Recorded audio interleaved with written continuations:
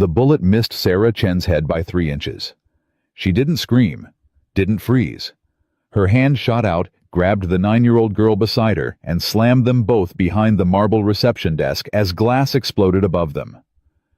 Men in black tactical gear poured through the Sterling Medical Center's entrance weapons, raised moving like sharks through water. But Sarah wasn't looking at them. She was staring at the janitor, the quiet single father she'd worked beside for 6 months as he moved. And what she saw made her blood run cold. Because David Mitchell didn't run. He attacked. Stay with me until the end of this story. Comment what city you're watching from. I want to see how far Sarah's impossible night travels, and whether you'd make the same choice she did when she learned the truth. 4 hours earlier, Sarah Chen had been worried about quarterly budgets. Dr. Chen, you need to see these numbers. Her assistant Marcus stood in her office doorway, tablet in hand, face grim. The board's going to have questions. Sarah rubbed her temples. 42 years old Chief Operating Officer of Sterling Medical Center, and she still got headaches looking at spreadsheets. Outside her window downtown, Seattle glowed in the October twilight. Beautiful, expensive, bleeding them dry. How bad? We're $7 million over budget on the new surgical wing, plus the staffing issues, the equipment delays. I know. Sarah's voice came out sharper than she intended. She softened it. I know, Marcus. I'll handle the board. I always do. Marcus hesitated. There's something else. That researcher, Dr. James Caldwell, the one who contacted you last month about the regenerative tissue project? Sarah's attention sharpened. What about him? He's dead. Car accident. 2 days ago. The room suddenly felt colder. Accident. That's what the police report says. Marcus set the tablet on her desk, but his lab was ransacked the same night, nothing taken except his research files. Sarah's hand trembled slightly as she reached for the tablet. She hid it by adjusting her reading glasses. Did anyone else know he'd contacted me? Just you and me. Why? Because 3 weeks ago, Dr. Caldwell had sent her encrypted files. Research that could revolutionize trauma surgery, save thousands of lives. Research he claimed was being suppressed by military contractors who wanted to weaponize it instead. Research that had a very specific name, Project Lazarus. No reason? Sarah lied. Just tragic. Send flowers to his family. Marcus left. Sarah waited 30 seconds, then pulled out her personal phone, not the hospital one, the burner she'd bought after Caldwell's first contact, and typed, "Package received." Moving forward. She hit send before she could reconsider. The response came immediately, dangerous. They're looking. Be careful.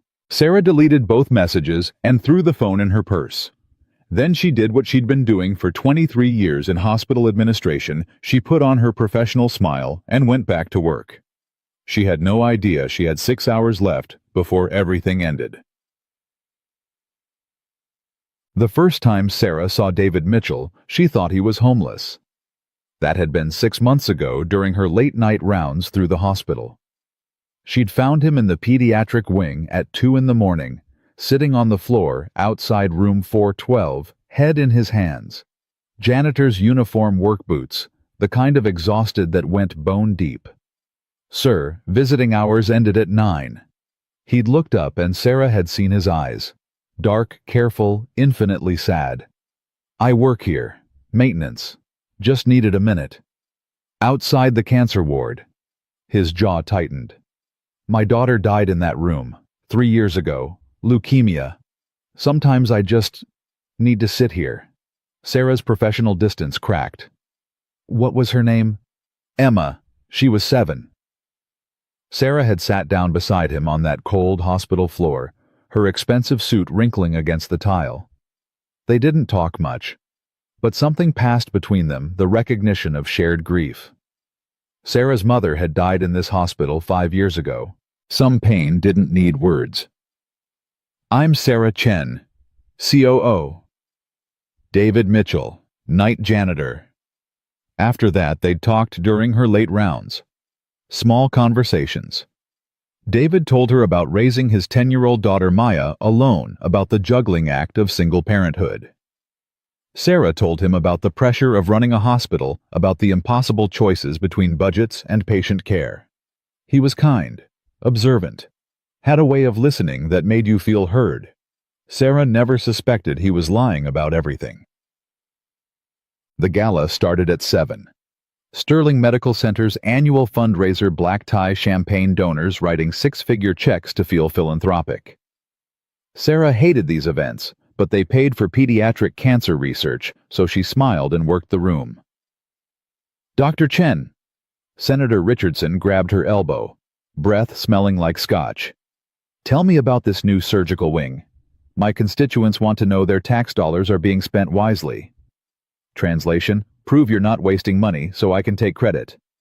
Sarah launched into her practiced speech. Statistics, outcomes, community impact. She could do this in her sleep. Across the ballroom, she spotted David pushing a maintenance cart collecting empty glasses. He caught her eye, gave a small smile. Maya wasn't with him tonight. School night, probably with a sitter. Sarah excused herself from the senator and drifted toward the service corridor. Rough night? David asked quietly as she approached. Is it that obvious?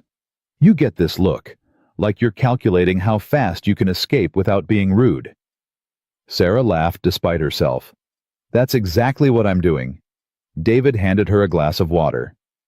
Hydrate. You've been schmoozing for 2 hours straight. How did you... I notice things. He shrugged. Comes with the territory. Janitors are invisible. We see everything. Something in his tone made Sarah pause. But before she could respond, her phone buzzed. Text from an unknown number. They know. Leave now. Her blood froze. Sarah. David's voice changed, sharper. What's wrong? Nothing. Excuse me. She turned toward the exit, heart hammering. The research. Caldwell. They'd found her. That's when the lights went out.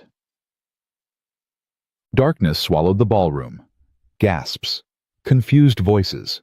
Someone's champagne glass shattered. Sarah's training kicked in. Everyone remained calm. Backup generators will engage in 30 seconds. But 30 seconds passed. No lights. Then came the sound that stopped her heart. The ballroom doors slamming open. Boots on marble. Multiple footsteps, military precise. Nobody move. Male voice accented. Russian. We're looking for Dr. Sarah Chen. Ice water in her veins. Someone screamed. Panic rippled through the crowd. Sarah pressed herself against the wall near the service corridor, mind racing.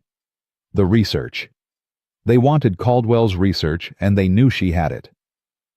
Emergency lights flickered on dim red, casting nightmare shadows. 6 men in tactical gear filled the ballroom entrance. Assault rifles, body armor, faces covered by masks. Dr. Chen. The leader's voice carried across the room.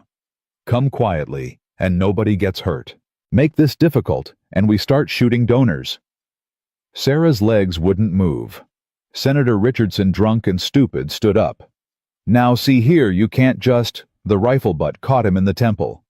He dropped like a stone. More screams. People scrambled away from the intruders, pressing against walls, hiding behind tables. I'll ask once more. Where is Dr. Sarah Chen? Sarah stepped forward. She had no choice. These people would kill everyone here to get to her. I'm Dr. Chen. Every eye in the room turned to her. Terror. Pity. Relief that she wasn't them. The leader gestured. 2 of his men moved toward her. That's when David stepped between them. Sir, please move aside. One of the armed men raised his rifle. This doesn't concern you. David didn't move. You're making a mistake. Sir, final warning. David's hand shot out faster than Sarah's eyes could track. One moment the soldier held a rifle. The next, David held it, and the soldier was on his knees, arm twisted at an angle that made Sarah's surgical training scream dislocation. Time seemed to stop. The leader's weapon swung toward David. "Who the hell are you?" David dropped the rifle, raised his hands. But his voice was different now. Colder. Commanding. "Phoenix security contractor assigned to Dr. Chen's protection detail. You want her, you go through me." Lie. It had to be a lie. David was a janitor, a widowed father who mopped floors, and the leader barked something in Russian. His men fanned out weapons trained on David. "Contractor." The leader laughed. "Your maintenance staff. I've seen your background check. David Mitchell, night janitor, no military service, no combat training." "Then you saw what I wanted you to see." David's stance shifted subtle, but Sarah recognized it from self-defense classes. Balanced. Ready. Last chance. Walk away. Kill him. Everything happened at once. David dropped into a roll as rifles fired. Sarah's medical brain cataloged impossible details, the way he moved, the precision. The calculated violence as he came up behind a pillar, grabbed a fallen serving tray, threw it like a discus into one gunman's face. The man went down, screaming. David disarmed another, used the rifle like a club, dropped a third attacker with a strike that Sarah knew had collapsed the man's trachea. 5 seconds. 4 attackers neutralized. This wasn't self-defense training. This was something else entirely. "Fall back." The leader grabbed Sarah's gun to her head. "Fall back, or she dies." David froze, hands raised. But his eyes, God, his eyes. Cold, calculating, absolutely lethal. "Let her go," David said quietly. "You don't want this fight." "I have a gun to her head. I think I'm winning." "You think that?" David took a step forward. "But you're wrong about something important." "What's that?" "I'm not here to protect Dr. Chen." David's gaze locked on Sarah's. Something passed between them. Apology, determination, truth. "I'm here because she has something my employers want, and they don't accept failure." The words hit Sarah like a punch. David was with them. The leader's grip tightened on Sarah. "You're one of ours." "Freelance." David's voice stayed level. "Phoenix Security was a cover. My real client wants Caldwell's research intact and operational. They hired me to get close to Dr. Chen, extract the data when she accessed it." No. 6 months of conversations, the grief he'd shared, Emma's death, Maya's soccer games, it had all been lies. Sarah's vision blurred with tears she refused to shed. "You son of a bitch." David didn't look at her. "Boss, should I take custody of the package?" The leader hesitated. His radio crackled. Russian. Fast. Angry. He responded, listened, then swore. "We've got company. Federal response team 3 minutes out." His gun left Sarah's head swung toward David. "You're lying. Phoenix doesn't do extractions." "Phoenix doesn't exist," David said. "It's a shell company. You'd know that if your intel was better." The radio crackled again. 1 minute. The leader made a decision. He shoved Sarah toward David. "She's your problem now. Extract the research. Report to the primary client. And if you're lying, if Phoenix tracks this back to us, you'll never find me." David caught Sarah, steadied her. His touch made her skin crawl. "Now get out before FBI turns this into a bloodbath." The team retreated, dragging their wounded, gone in seconds. Silence crashed down on the ballroom.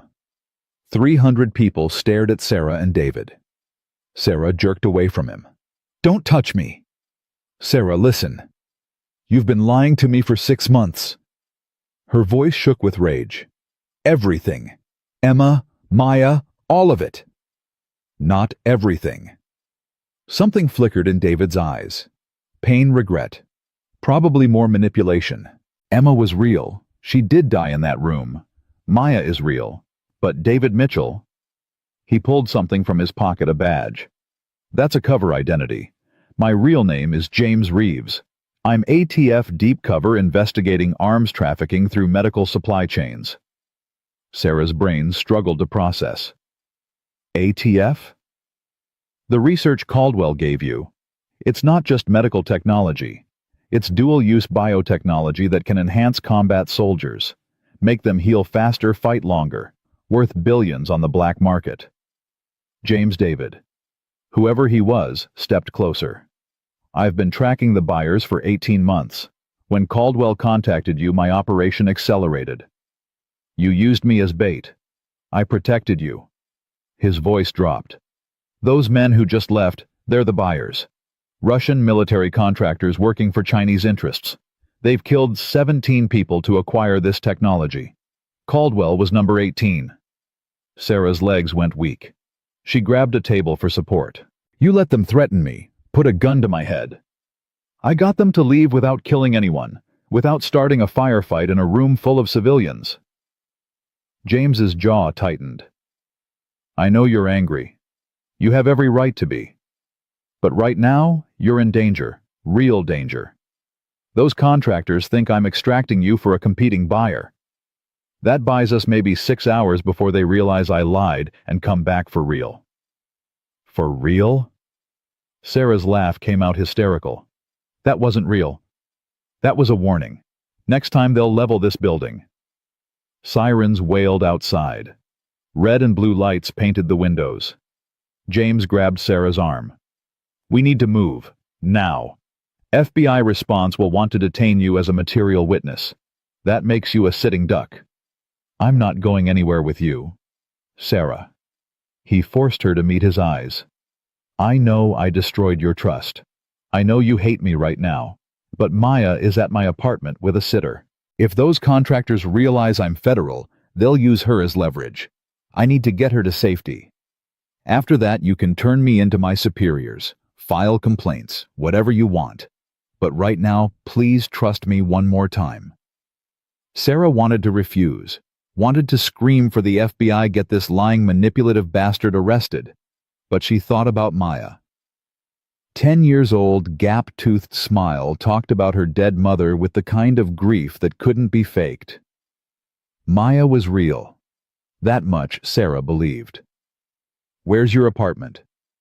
20 minutes from here. We take my car, grab Maya, drive to the federal safe house in Tacoma. And then I brief my handlers. You give a statement and protective custody until we roll up the entire contractor network. James's voice softened. I'm sorry. For all of it. But I'm asking, begging, trust me for the next 2 hours. After that, you never have to see me again. Sarah looked at the ballroom. Paramedics were arriving. Police. FBI in tactical gear. She thought about Dr. Caldwell dead in a car accident that wasn't an accident. She thought about the rifle pressed to her skull. She thought about Maya's drawings. Sarah had seen them once when David brought his daughter to the hospital cafeteria. Crayon pictures of their family. David, Maya, and a woman Sarah assumed was Emma. Family. 2 hours, Sarah said. Then I'm done with whatever the hell this is. James nodded. 2 hours. They ran for the service exit. Behind them, the ballroom erupted into chaos as federal agents swarmed in. Sarah Chen Qiu, pillar of the medical community, had just fled a federal crime scene with a man she didn't know. But as they reached James's beat-up Honda in the parking garage, as he started the engine with shaking hands, Sarah saw something that made her reconsider everything. On the dashboard, a photo, James and Maya, but also a woman, blonde, beautiful, laughing. That's Emma's mother, James said quietly, following her gaze. Her real name was Catherine Reeves. She was ATF too. Killed in the line of duty 5 years ago, not 3. I lied about the timeline, but not the loss. Sarah picked up the photo, studied Catherine's face. Why tell me now? Because in about 30 seconds you're going to have a choice.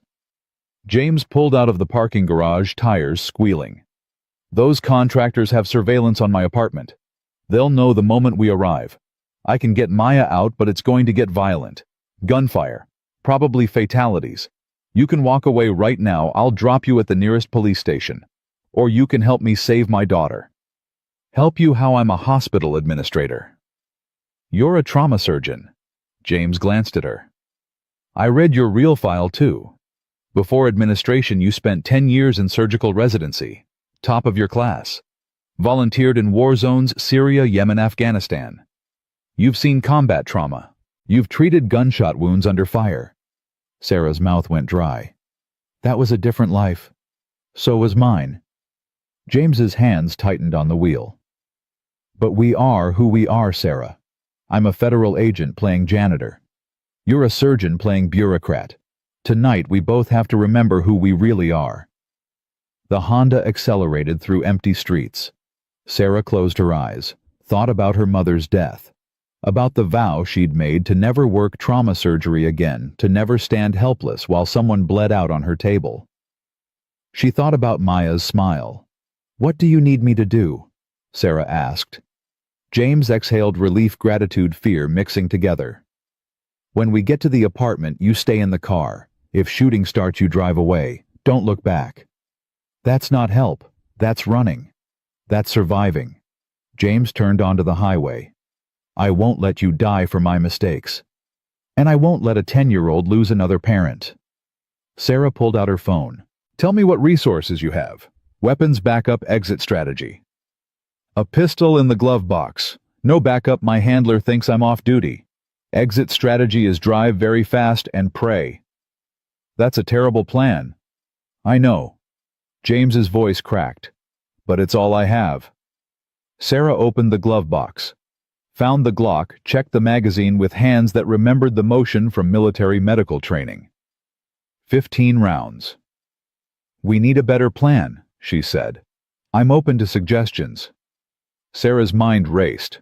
Hospital administrator, trauma surgeon, skills she'd buried under paperwork and board meetings. But muscle memory didn't forget. Your apartment building. How many floors? 4. Maya's on the 3rd floor. Fire escape accessible from the bedroom window. Contractors. How many? Unknown, probably 4 to 6. Professional grade. And you're one federal agent with a pistol. Yes. We're going to die, Sarah said flatly. Probably. Then let's make them work for it. Sarah ejected the Glock's magazine, checked the chambered, round reloaded. I haven't treated a gunshot wound in 5 years, but I can still stop bleeding. You get Maya. I'll get us out alive. James stared at her. You're serious? Your daughter doesn't deserve to die because we're cowards. Sarah met his gaze. And I'm tired of letting people die when I could save them. Something passed between them. Understanding. Partnership. The beginning of trust rebuilt on the ashes of lies. Thank you, James whispered. Don't thank me yet. Sarah checked her phone. No signal. How far to your apartment? 5 minutes. Sarah's heart hammered against her ribs. 5 minutes until everything changed again. 5 minutes until she stopped being COO and remembered she was a surgeon who'd sworn an oath first, do no harm. But sometimes Sarah thought grimly protecting the innocent required harming those who'd chosen violence. Sometimes the scalpel had to become a weapon. The Honda raced through Seattle's night streets carrying 2 broken people toward a fight they couldn't win. But they'd fight anyway. Because that's what you did when children's lives hung in the balance. You fought. James's apartment building looked ordinary. Brick facade, rusted fire escape, the kind of place where you minded your own business and didn't ask questions about your neighbors. Sarah saw the surveillance van, immediately white panel truck tinted windows, parked 30 feet from the entrance with a perfect sight line to the 3rd floor. There, she said quietly. I see it. James drove past without slowing, turned the corner, parked 2 blocks away. His hands shook on the steering wheel. They're already here. How do you know it's them and not police surveillance? Police would have backup units. This is a kill team waiting for confirmation. James pulled out his phone, fingers flying across the screen. Texting my handler. Even if he can't mobilize in time, at least there's a record. Sarah watched the phone screen. Message sent. No response. He's not answering. It's midnight. He's probably asleep. James pocketed the phone, grabbed the Glock from Sarah's lap. New plan. I go in through the fire escape. You drive to the nearest police station, tell them federal agent needs immediate backup at this address. And leave you alone against a kill team. Yes. No. Sarah opened her door. Your fire escape is visible from the street. The moment you start climbing, they'll see you. You need a distraction. Sarah. I'll knock on the front door. Tell them I'm looking for apartment 3C because my friend said she lived there. Tourist act. Confused, lost apologetic. Sarah's voice steadied as the plan crystallized. That gets their attention on the entrance while you go up the fire escape. They'll kill you. They'll question me first. Try to determine if I'm actually lost or if I'm law enforcement. Sarah checked her watch. That gives you maybe 90 seconds. Think you can get Maya out in 90 seconds? James stared at her like she'd grown a second head. You're volunteering to knock on a kill team's door. I'm volunteering to save your daughter. Sarah met his eyes. You lied to me about everything, but Maya didn't lie.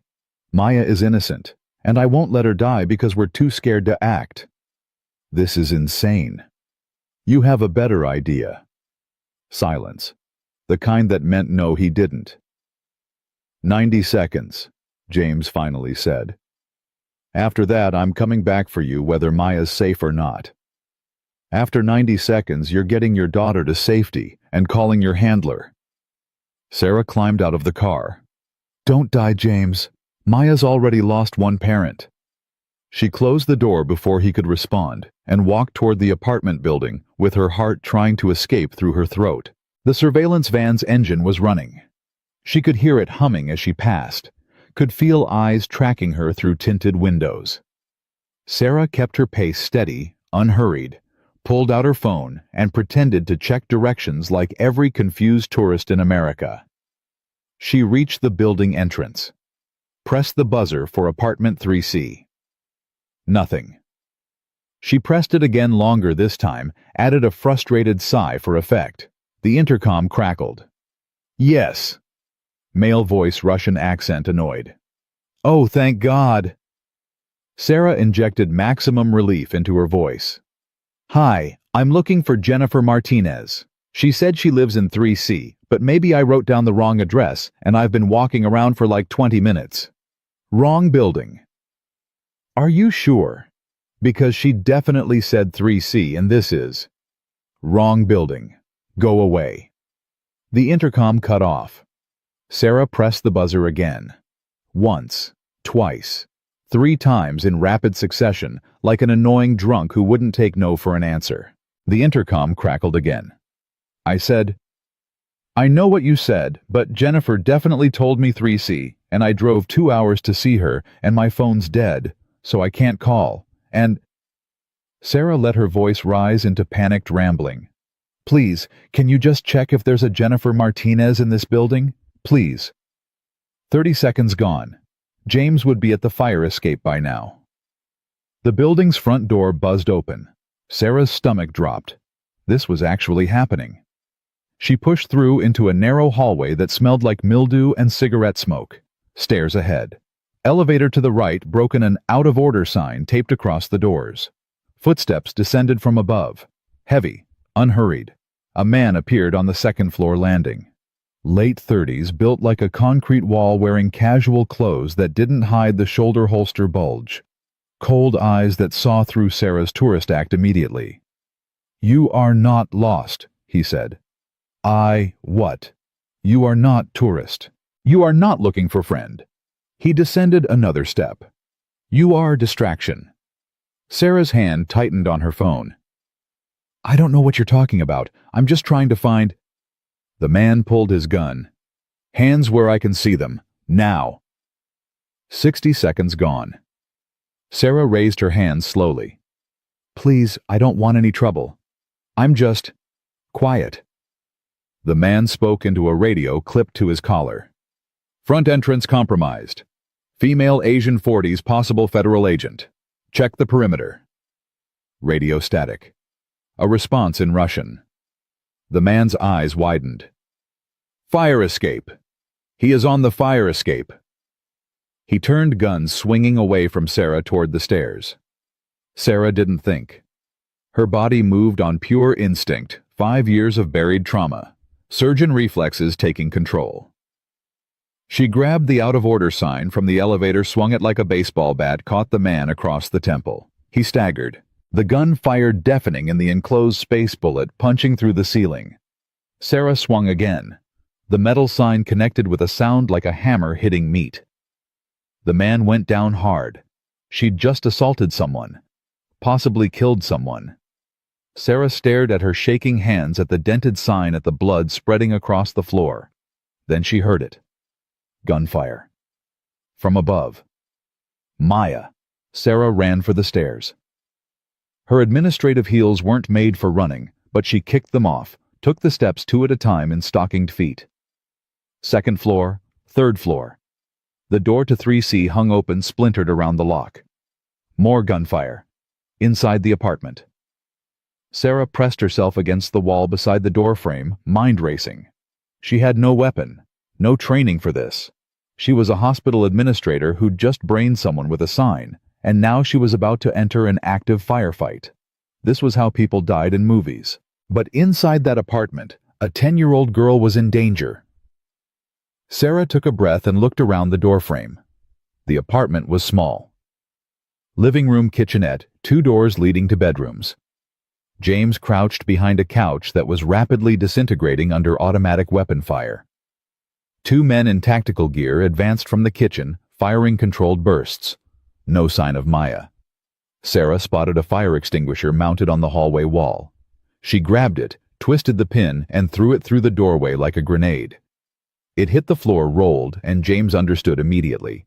He shot the extinguisher. It exploded in a cloud of white powder, filling the apartment with choking fog. Maya, run! James's voice cut through the chaos. A door burst open. Maya appeared, small and terrified, wearing pajamas covered in cartoon stars. A babysitter stumbled behind her, college-age girl bleeding from a cut on her forehead, screaming. Sarah lunged into the apartment, grabbed both of them, hauled them toward the hallway as bullets chewed through the walls inches from her head. Go, go, go! James fired blind into the fog covering their retreat. They hit the hallway running. Maya was crying, the babysitter was hyperventilating, and Sarah's surgeon brain noted absently that she was probably going into shock. Behind them, men shouted in Russian. Boots pounded. Fire escape! Sarah gasped, dragging them toward the end of the hall. The window was already open, James's entry point. She shoved Maya through first, then the babysitter.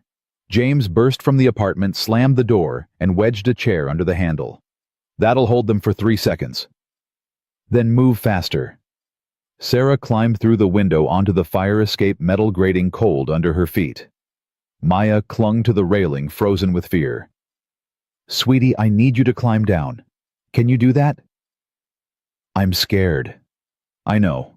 But your dad's right behind us and we need to go now. The apartment door splintered. Boots, shouting. Maya climbed. Sarah followed, one hand on the girl's back, the other gripping the babysitter's arm. James came last, gun pointed up at the window. A man appeared in the opening. James fired. The man jerked back, disappeared. They reached the 2nd floor landing. The fire escape ladder should extend to the ground, but it was rusted, wouldn't budge. Jump, James ordered. It's 10 feet. Jump and run. The babysitter jumped first, landed badly, screamed. Maya! James holstered his gun, grabbed his daughter's face between his hands. Remember when we practiced falling in judo class just like that? Roll when you land. Daddy, I'll be right behind you, I promise. Maya jumped, landed, rolled. She was crying, but she was moving. Sarah jumped next, felt her ankle twist on landing, ignored the pain. She grabbed Maya's hand. Where's the car? 2 blocks that way. Gunfire erupted from above. James returned fire, descending the ladder one-handed. Run! Don't wait for me! Sarah ran, dragging Maya and the injured babysitter. Her ankle screamed. Maya was sobbing. Behind them, more gunfire, men shouting sirens, finally starting to wail in the distance. They rounded the corner. James's Honda sat where they'd left it, ordinary and impossible, and the only salvation in sight. Sarah dug in James's pockets. She'd grabbed his jacket when they fled, found the keys, unlocked the doors, shoved Maya and the babysitter into the back seat. Seatbelts, now! James appeared at the corner, sprinting, flat-out gun still in hand. Behind him, 2 men in tactical gear rounded the building. Sarah started the car, threw it in drive. James! He dove into the passenger seat, and Sarah punched the accelerator before his door was closed. The Honda fishtailed tires screaming, and bullets punched through the rear windshield. Maya screamed. Sarah yanked the wheel left then right, serpentining through the empty street. Another bullet hit the trunk. The babysitter was screaming now, 2 hands over her head. Hold on. Sarah took a corner at 40, felt the Honda's suspension protest. She'd driven ambulances in war zones, but never in a car chase, never with a child in the back seat. James twisted in his seat gun, aimed through the shattered rear window. They're following. Black SUV. Sarah could see it in the rearview mirror, gaining fast. Professional drivers. Professional killers. We can't outrun them, she said. I know. James's voice was eerily calm.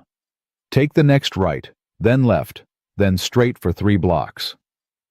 Why? Police precinct. We drive straight into their parking lot and don't stop until we're surrounded by cops.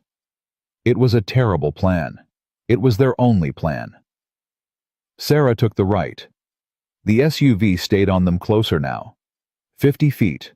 40. She took the left. A bullet took out the driver's side mirror.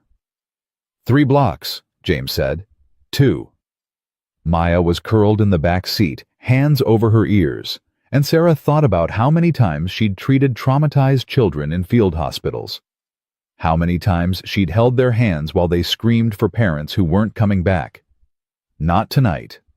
Tonight, this child survived. 1 block. The police precinct appeared ahead, concrete building, American flag parking lot full of squad cars. Sarah aimed for the center of the lot and didn't slow down. The Honda jumped the curb, bounced across grass, and slammed to a stop between 2 police cruisers. The SUV screeched to a halt at the lot entrance. Didn't follow. Couldn't follow. James was already out of the car, badge in hand, shouting, "Federal agent officer needs assistance. Active shooter situation." Police poured from the building, weapons drawn, and suddenly Sarah and James and Maya and the terrified babysitter were surrounded by uniforms and questions and safety. The SUV reversed, disappeared into the night. Sarah's hands wouldn't stop shaking on the steering wheel. "Ma'am?" A female officer appeared at her window. "Ma'am, I need you to turn off the engine. You're safe now." Safe. The word didn't make sense. Sarah turned off the car, and her hands were still shaking, and Maya was crying, and the babysitter was bleeding, and James was talking rapid fire to a detective, and none of it felt real. Someone opened her door, helped her out. She couldn't feel her twisted ankle anymore. Couldn't feel anything except the adrenaline crash hitting like a freight train. "I need a medic," the female officer called. "We've got injured civilians." Medics. Civilians. Sarah almost laughed. She'd been a combat surgeon. She was the medic. But when they guided her to sit on the precinct steps, when they checked her ankle and wrapped it and asked if she needed to go to the hospital, Sarah let them. Because she couldn't be strong anymore. Couldn't be the woman who made plans and brained Russian contractors with signs and drove through gunfire. She was just Sarah Chen, and she was very tired. "Mom." Maya's voice small and scared. Sarah looked up. Maya stood a few feet away, wrapped in a shock blanket that dragged on the ground. She wasn't asking for her dead mother. She was asking Sarah. "Come here, sweetheart." Sarah opened her arms. Maya collapsed into them, sobbing, and Sarah held her and rocked her and hummed the same song she used to hum for pediatric patients who couldn't sleep. No words, just comfort. James appeared, kneeling in front of them, still talking into his phone, but his eyes locked on his daughter. "Yes, sir. 3 civilian casualties, 1 federal agent requesting immediate protective custody, and Maya. He lowered the phone. Baby, are you hurt? I want to go home, Maya whispered. I know. Soon. I want Mom. James's face crumpled. I know, baby. Me too. Sarah kept holding Maya, kept humming, and met James's eyes over the girl's head. Questions hung unspoken between them. What now? Where do we go? How do we survive this? But Maya was alive. The babysitter would recover. Sarah's ankle would heal. They'd survived. Mr. Reeves. A new voice. Older man, gray suit. The bearing of someone who'd spent decades in authority. I'm Deputy Director Morrison, ATF. We need to debrief. James stood slowly. Sir. My daughter. Will be taken to a secure location immediately. You, Dr. Chen, and Miss... He glanced at the babysitter, who was being loaded into an ambulance. Rodriguez will be debriefed separately. The safe house in Tacoma is compromised. We're moving you to a federal facility in Portland. Portland's 2 hours away, Sarah said. Maya needs rest, therapy, not more running. Morrison's expression didn't change. Dr. Chen, you're currently a material witness in a federal investigation involving international arms trafficking, attempted kidnapping, and multiple homicides. You'll be debriefed when and where we determine it's safe. That's not negotiable. Sarah wanted to argue, wanted to tell this bureaucrat exactly where he could shove his jurisdiction. But she was so tired. 2 hours, she said. Then I'm done. I give my statement, I turn over Caldwell's research, and I go back to my life. Morrison exchanged a glance with James. Something passed between them that Sarah didn't understand. We'll discuss that after debriefing, Morrison said. Which wasn't an agreement, which was in fact a refusal phrased as a delay. Sarah's exhaustion crystallized into anger. I'm not one of your agents. You can't just keep me locked up indefinitely. I can if it keeps you alive. Morrison signaled to 2 agents standing nearby. Get them in separate vehicles. Move out in 5 minutes. James reached for Maya, but Morrison stepped between them. Your daughter travels with protective detail. You travel with Dr. Chen, non-negotiable. She's 10 years old. She just lived through a firefight. Which is why she needs professional protection, not a father who's emotionally compromised. Morrison's voice softened fractionally. James, you know the protocols. Families of deep cover agents get specialized care. Maya will have child psychologist security, everything she needs. But you need to do your job. James looked at Maya, at Sarah, at the police precinct where his cover life had just exploded into federal jurisdiction. Fine, he said quietly. But I see her every day. That's my condition. Agreed. Morrison turned to Sarah. Dr. Chen, do you need medical attention before transport? My ankle's sprained, not broken. I'll live. Then let's move. They were separated immediately. Maya went with 2 female agents who seemed kind enough. The babysitter went in the ambulance. James was escorted to a black SUV, Sarah to another. She climbed in her twisted ankle throbbing and watched through the window as James tried to reassure his terrified daughter one last time before they pulled her away. Sarah thought about Emma, about the photograph on James's dashboard, about how many people in his life had died because of the work he did. She thought about her mother wasting away in a hospital bed begging Sarah to give up trauma surgery because watching her daughter come home bloody was killing her faster than the cancer. She thought about Dr. Caldwell dead in a car accident that wasn't an accident. Ma'am. The driver glanced back at her. Seatbelt, please. Sarah buckled in. The SUV pulled away from the precinct, merged into late-night traffic, and headed south toward Portland. Toward debriefing. Toward federal custody. Toward a future Sarah hadn't chosen, but couldn't escape. She pulled out her phone miraculously intact, despite everything, and stared at the screen. Missed calls from Marcus, from board members, from the hospital's legal team. Her career was over. Even if Morrison let her go, even if she survived whatever came next, Sterling Medical Center wouldn't take her back. COOs didn't flee crime scenes and get into gunfights and become material witnesses in international arms trafficking cases. Sarah deleted the missed calls and opened her email. Found the encrypted files Caldwell had sent her 3 weeks ago. Project Lazarus. Regenerative tissue research that could save thousands of lives or create super soldiers depending on who controlled it. She'd thought she was doing something good, something revolutionary. Instead, she'd painted a target on her back and dragged a 10-year-old girl into a war zone. Dr. Chen. The driver again. We've got a tail. Black sedan, 2 cars back. Sarah's exhaustion vanished. Same contractors. Unknown. Agent Reeves's vehicle is reporting the same. We're going to take evasive action. The SUV accelerated, merged right, took an exit at the last second. The black sedan followed. Confirmed hostile, the driver said into his radio.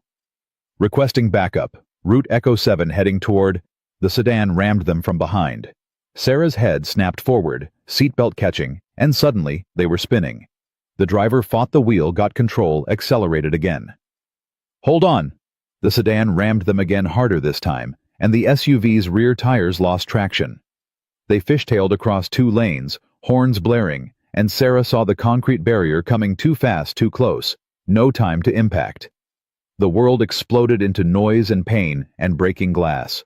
Then silence. Sarah hung sideways in her seatbelt, ears ringing, tasting blood. The driver was slumped over the airbag, unconscious. Outside, footsteps approached. She fumbled with the seatbelt release. Couldn't get it. The mechanism was jammed. Her door opened. A man reached in. Russian accent. Dr. Chen, finally. You've caused us considerable difficulty.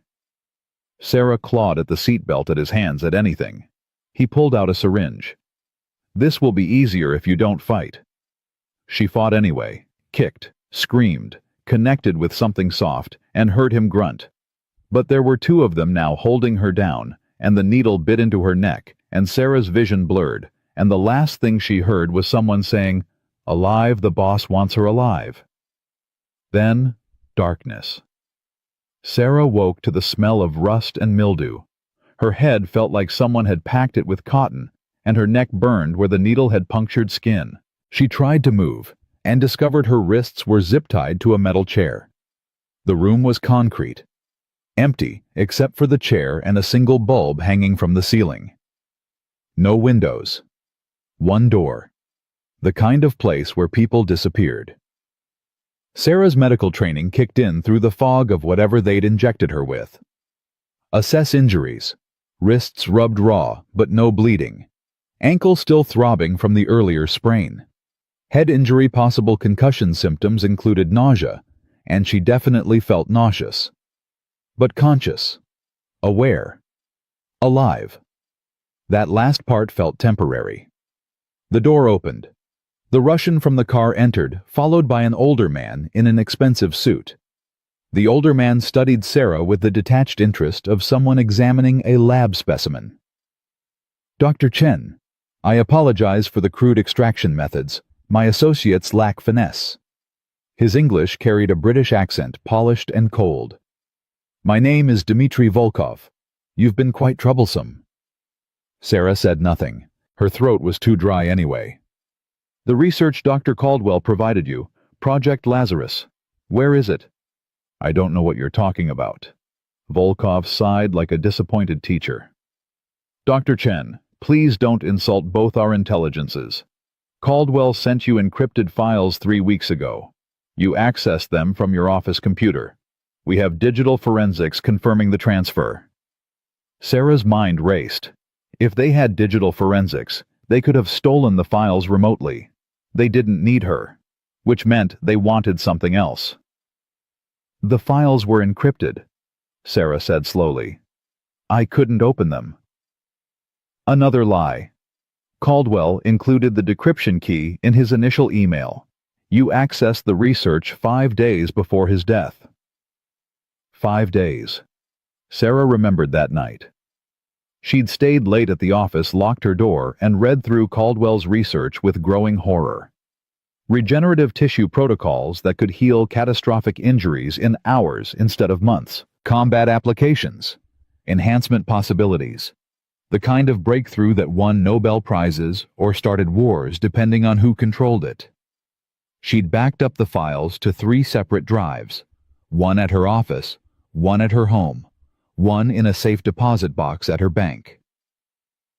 "I deleted everything," Sarah said. "After Caldwell died, I realized it was too dangerous." Volkov nodded to the Russian, who stepped forward and slapped Sarah across the face, hard enough to make her ears ring. "Wrong answer," Volkov said.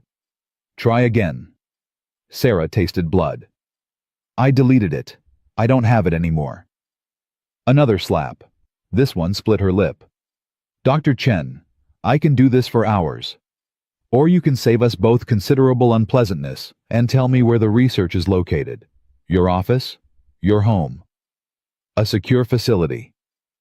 Sarah spat blood onto the concrete floor. "Even if I had it, why would I give it to you? So you can create super soldiers for the highest bidder. So I can ensure my clients receive what they paid for." Volkov pulled out his phone, showed her a photograph. "Do you recognize this building?" Sarah's stomach dropped. Sterling Medical Center, her hospital. 3,700 employees, Volkov continued. 400 patients currently admitted.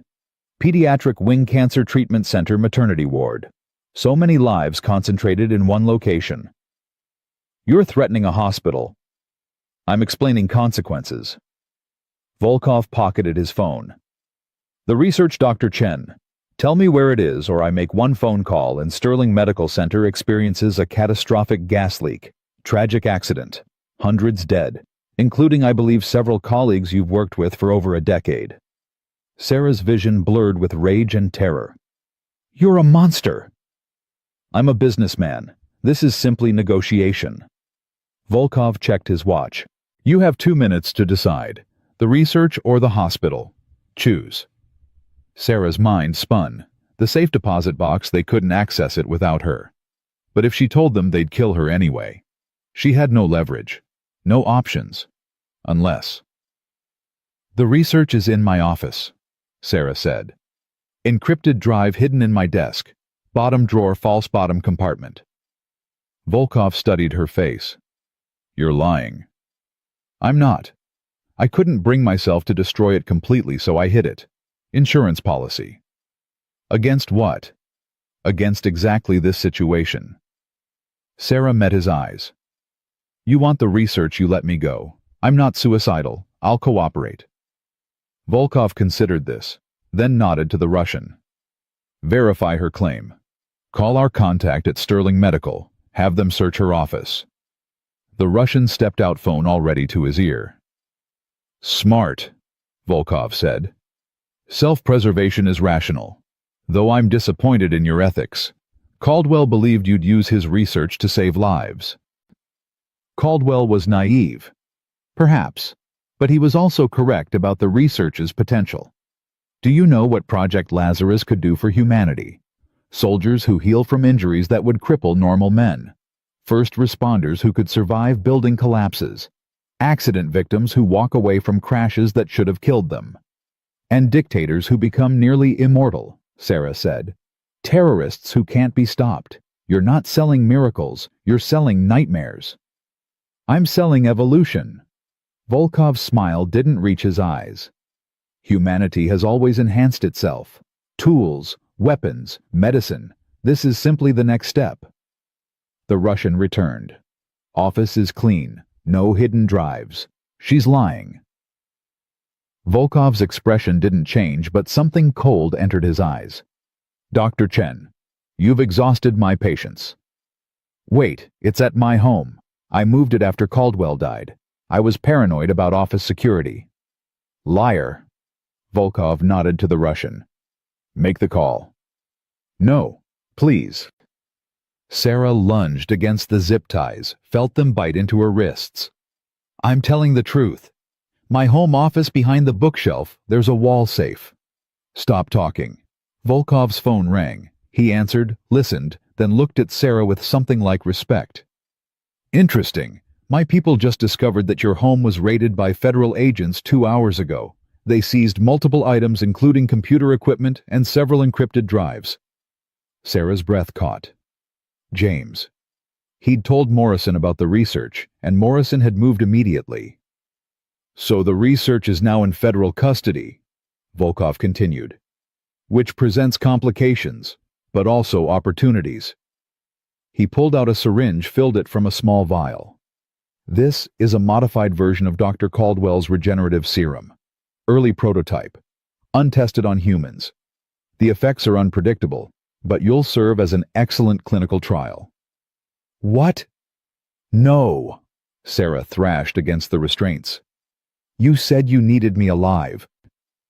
I need you compliant. Volkov grabbed her arm, found a vein with practiced efficiency. This will ensure cooperation. The serum bonds to your neural pathways, makes you extremely suggestible.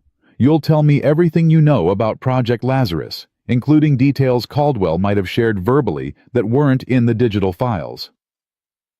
The needle entered her arm. Sarah screamed. Fire spread through her veins. Her nervous system lit up like someone had poured gasoline on it and struck a match. Every nerve ending, every synapse, every cell in her body simultaneously screamed. Then the pain stopped. Sarah gasped for air, vision clearing, and realized something was wrong. Very wrong. The zip ties on her wrists, she could see the plastic molecules, see the chemical bonds holding them together. She could see her own heartbeat pulsing through capillaries. Could see Volkov's pupils dilating with what her enhanced perception recognized as anticipation and curiosity. Fascinating, Volkov breathed. Your neural activity just increased by 300%. Can you hear me, Dr. Chen? Sarah heard him. Heard his heartbeat too. Heard the Russian breathing in the corner. Heard traffic from streets that must be blocks away. The sensory overload was crushing. What did you do to me? Accelerated your evolution. Volkov stepped closer. Tell me about Project Lazarus. Tell me everything Caldwell shared. And Sarah felt the compulsion. Felt her mouth opening to comply, to betray every secret she'd sworn to protect. She bit her tongue hard enough to draw blood. Used the pain to anchor herself. No. Volkov frowned. You should be completely compliant. The serum's effects are wearing off. Sarah could feel it. The enhanced perception fading. The compulsion weakening. Her body was metabolizing the serum faster than it should be possible, which meant either Volkov had miscalculated the dosage, or Sarah's biology was rejecting the modification, or Project Lazarus was working exactly as designed, healing the damage the serum caused as fast as it occurred. Impossible, Volkov muttered. He filled another syringe. A second dose should... The door exploded inward. James Reeves came through the opening like a force of nature, gun raised, and put 2 rounds into the Russian before the man could draw his weapon. The Russian dropped. Volkov grabbed Sarah, used her body as a shield. Agent Reeves, I wondered when you'd arrive. Let her go. Or what you shoot through Dr. Chen to reach me. Volkov's hand pressed something cold against Sarah's neck. Knife. I think not. James's gun never wavered. You're assuming I care about her. You drove through a kill team to save your daughter. Of course you care. Volkov backed toward the far corner, dragging Sarah with him. But I'm curious. How did you find us? We took extensive counter-surveillance measures. You took her phone. James's voice was flat. Rookie mistake. I've been tracking Dr. Chen since she left the hospital. Insurance policy. Sarah felt something in her pocket vibrate. Her phone, still there, still active. Volkov cursed in Russian. Let her go, James repeated. I've got 20 federal agents surrounding this building. You're not getting out. But if you release Dr. Chen unharmed, I'll ensure you survive long enough to see trial. Trial. Volkov laughed. I'll be extracted by my employers before you finish processing paperwork. But perhaps we can negotiate. Dr. Chen's life for safe passage to the border. Not how this works. Then we have a problem. The knife pressed harder. Sarah felt skin break, felt blood run warm down her neck, and felt something else. The serum wasn't wearing off, it was accelerating. Her perception sharpened again. Time seemed to slow. She could see James's trigger finger, see the micro adjustments he was making, see exactly where his bullet would go if he fired. She could see Volkov's grip on the knife, see the angle, see the split-second opening when he shifted his weight. Sarah's body moved before her conscious mind caught up. She twisted, dropped her weight, felt the knife slice through empty air where her throat had been. Her zip-tied hands came up, caught Volkov's wrist, and she heard bone crack under pressure that shouldn't be humanly possible. Volkov screamed, dropped the knife. James fired. The bullet took Volkov in the shoulder, spinning him away from Sarah. She stood there breathing hard, staring at her hands. The zip ties had snapped, broken like paper. Sarah. James approached carefully. Are you hurt? I don't know. Sarah looked at Volkov writhing on the floor, bleeding. Her hands had crushed his wrist bones. She'd felt them break. What's happening to me? What did he inject you with? He said it was Project Lazarus, early prototype. Sarah's voice shook. James, I can hear your heartbeat. I can see your pupils dilating. Everything is too much and I can't. James holstered his gun, grabbed her shoulders. Look at me. Just me. Focus. Sarah met his eyes, brown eyes, kind eyes despite everything they'd seen. Breathe, James said. Whatever the serum is doing, we'll figure it out. But right now we need to move. More contractors could be coming. How did you find me? I told you. I've been tracking your phone since the gala. James pulled out his own phone, showed her a tracking app. When your SUV crashed, I was 3 minutes behind. Watched them take you. Called Morrison. He wanted to wait for tactical teams, but You came alone. I came immediately. James helped her stand. Can you walk? Sarah tested her ankle. The sprain that should have made walking agony felt like a minor irritation. Yes, better than I should be able to. Then let's go. They stepped over the Russian's body. Sarah tried not to look at the blood. Failed. Is he dead? Yes. James's voice carried no emotion. He would have killed us both. I don't lose sleep over people like him. They emerged into a warehouse, empty except for shipping containers and the smell of salt water. Seattle's port district. Isolated. Perfect for interrogations and body disposal. James led her to a side door, checked outside, then pulled her into the night. His car sat 50 feet away, nondescript sedan engine running. Get in, driver's side. If I'm hit, you drive straight to the nearest police station. James. Get in the car, Sarah. She got in. James slid into the passenger seat, and they were moving before he'd closed the door. Sarah drove, hands shaking on the wheel, while James made phone calls. Morrison, I've got her. Volkov's down but alive. Send ambulances and cleanup crew to... He rattled off an address. And sir, we have a major problem. Volkov injected Dr. Chen with what he claimed was a Lazarus prototype. She's exhibiting enhanced strength and perception. We need immediate medical evaluation. Sarah barely heard him. She was watching traffic lights change blocks away, counting the heartbeats of passengers in other cars. Her senses were going haywire. Sarah, you need to slow down. She looked at the speedometer. 70 in a 40 zone. She hadn't even realized. Sorry. She eased off the accelerator. Everything feels fast, like the world is moving through molasses, and I'm normal speed. That's the serum. It's accelerating your neural processing. James's voice was gentle. Morrison's sending us to a secure medical facility. They have experience with experimental biochemistry. They'll know how to stabilize you. What if they can't? What if this is permanent? Then we'll adapt, but let's not borrow trouble. Sarah wanted to believe him, but she could hear his heartbeat accelerating, see the micro expressions that revealed his fear. He thought she was dying. Maybe she was. They drove in silence for several minutes. Then Sarah asked the question that had been eating at her since the warehouse. Maya, is she safe? Protected in a federal facility. Child services psychologist is with her.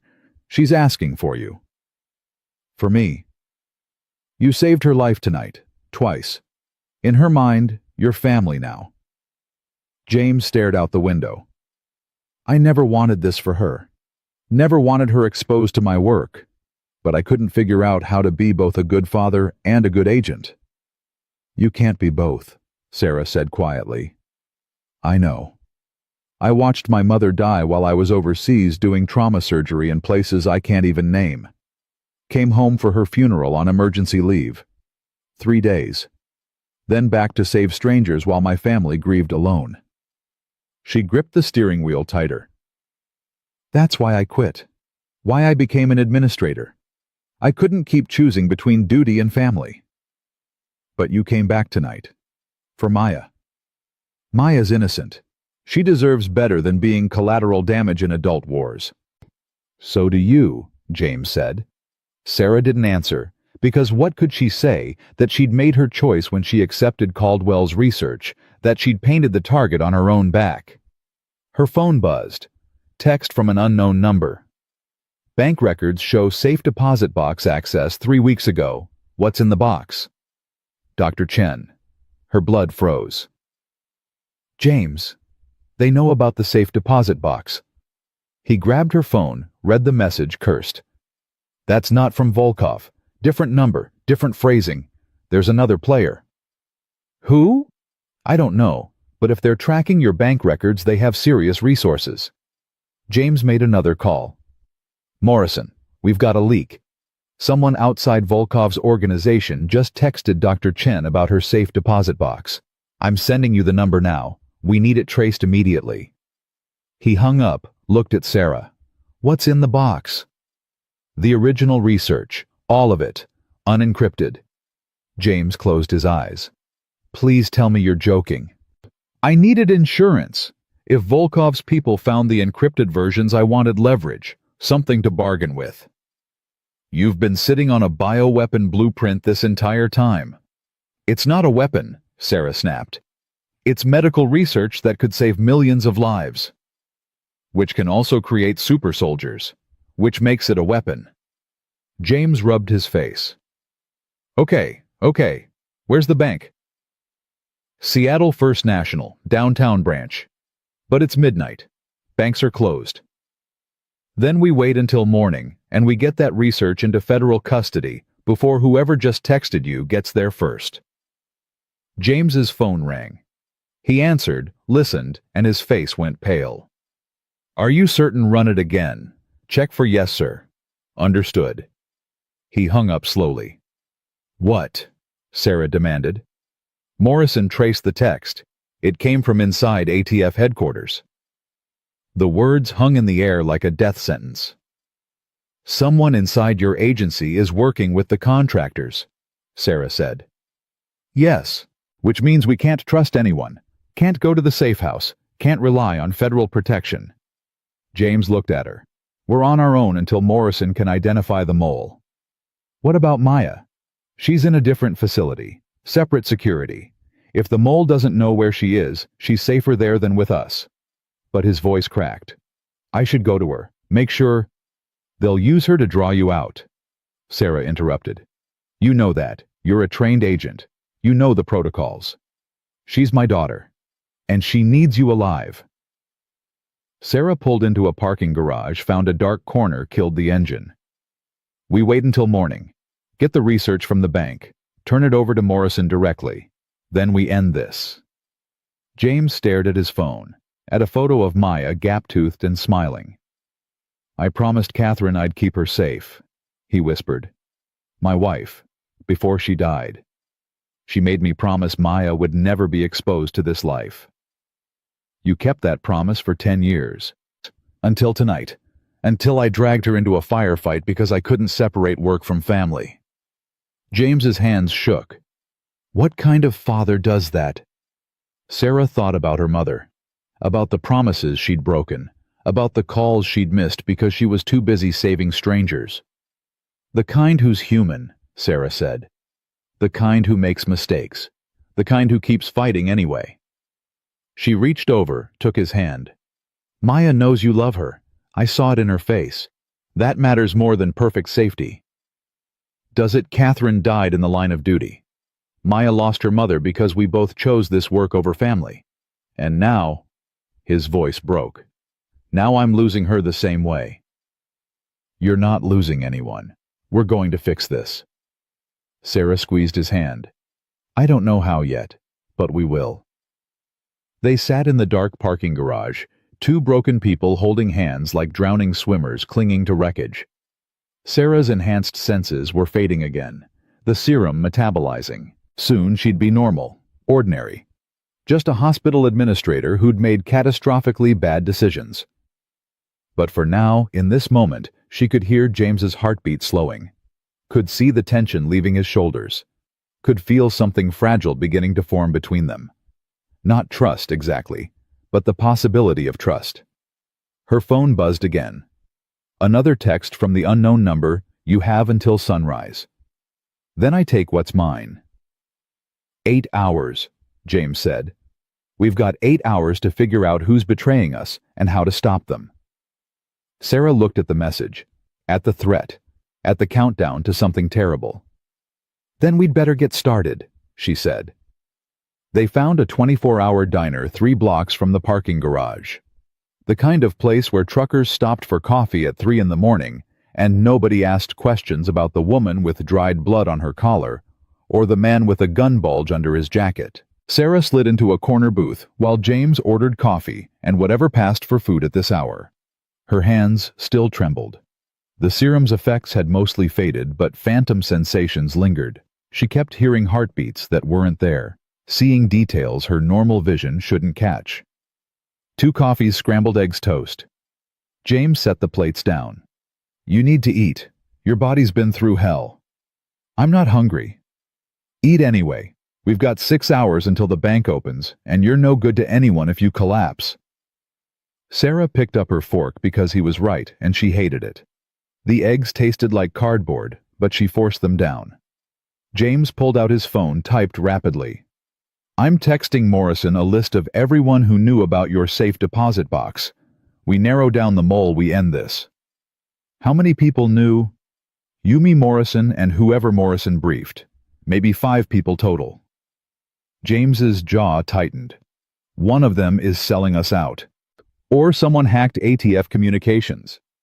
Also possible. But that text came from inside headquarters. Someone physically there sent it. He showed her his phone screen. Morrison's running digital forensics now, checking who accessed what files when from which terminals. Sarah sipped her coffee. It was terrible and perfect. What happens if we can't identify the mole before sunrise? We go to the bank anyway, get the research, turn it over to Morrison in person. No electronic communication, no intermediaries. And if the mole is Morrison? James went very still. He's not. How do you know? Because I've worked with him for 8 years. Because he's the most honest man I've ever met. Because he saved my life in Baltimore when a cartel hit team ambushed our convoy and he... James stopped, took a breath. He's not the mole. Sarah wanted to believe him. But she'd believed David Mitchell was a grieving janitor for 6 months, and that had been a lie too. Everyone's trustworthy until they're not, she said quietly. That's a cynical worldview. That's what tonight taught me. Sarah met his eyes. You lied about everything. Your name, your job, your daughter's age. Emma never existed. How do I know James Reeves is even real? How do I know this isn't another layer of cover? James flinched like she'd slapped him. Emma was real. Catherine was real.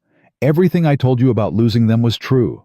I just changed the timeline and some details to protect my cover. Details like what? Like Emma died at 7, not 5. Like Catherine was killed by a cartel enforcer, not cancer. Like the grief that keeps me awake at 3 in the morning is real, even if the circumstances I described weren't. His voice cracked. I'm not good at this job, Sarah. The lying, the compartmentalization. Every time I tell someone about my dead wife and daughter as part of a cover story, I feel like I'm killing them again. Sarah saw the truth in his face, the pain that couldn't be faked. "I'm sorry," she said. "Don't be. You're right to question everything. That's smart." James pushed his eggs around his plate without eating. "Catherine would have liked you. She hated the lying too. Used to say we joined federal law enforcement to protect people, not become professional deceivers." "Why did she join?" "Her brother was killed in a gang shooting. Wrong place, wrong time. 16 years old. After that, Catherine couldn't do anything else." James smiled sadly. "She was fierce, dedicated, terrible at cooking. Maya inherited her stubbornness and her terrible cooking." "How old was Maya when Catherine died?" 5. Too young to fully understand, old enough to remember fragments. Sometimes she talks about her mom like Catherine's just on a long trip, like she'll come back someday. Sarah's throat tightened. "That's heartbreaking." "That's survival. Kids are resilient. They build protective fantasies." James finally met her eyes again. "I'm terrified I'm failing her. That I'm so broken I'm breaking her too." "You're not. Maya's a good kid, smart, brave. That doesn't happen by accident. She jumped off a second-story fire escape tonight without hesitation because I told her to. That's not bravery. That's learned survival instinct. That's a child who's been trained to trust her father in crisis situations because crisis is normal for us." James's voice turned bitter. "What kind of childhood is that?" Sarah thought about her own childhood, her parents fighting about her mother's cancer treatment, about whether they could afford the good hospital versus the mediocre one, about whether Sarah should abandon medical school to help with bills. "All childhoods have damage," Sarah said. "The question is whether you give them tools to heal or pretend the damage doesn't exist. You're giving Maya tools. Am I, or am I just teaching her to run from men with guns? Sometimes that's the most important tool." James laughed despite himself. It was a broken sound, but genuine. "You're either very wise or very good at making me feel better about terrible parenting." "Both." Sarah finished her coffee. "What's the plan for Maya after this, assuming we survive? Assuming the mole is caught and the contractors are neutralized?"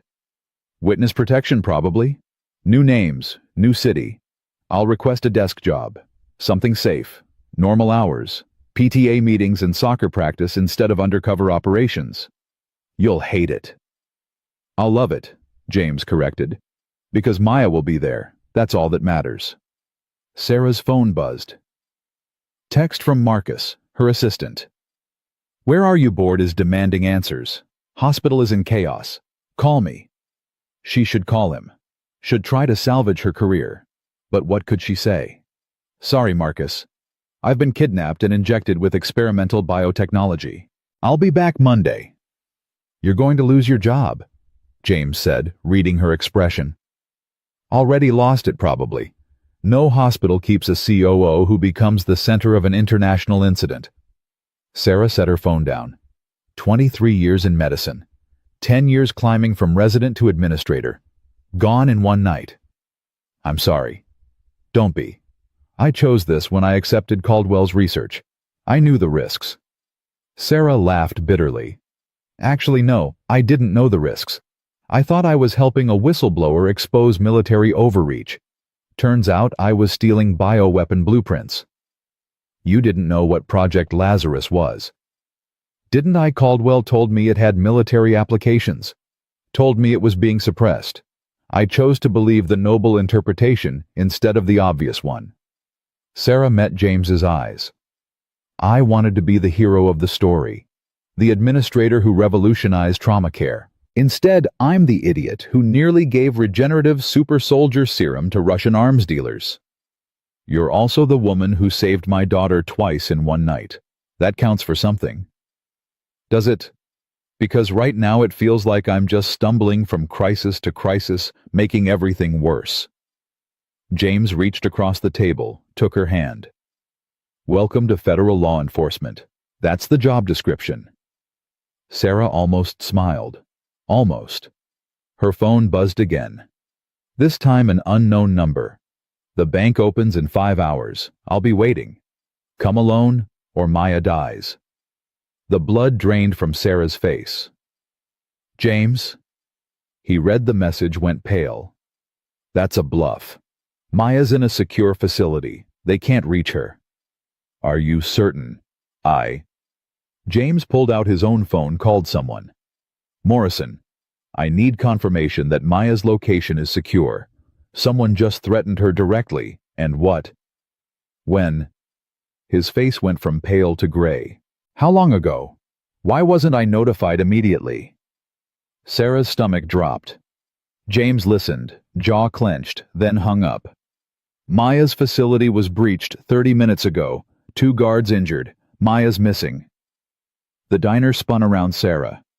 Missing. They took her. Whoever sent that text has my daughter. James was already standing, throwing money on the table.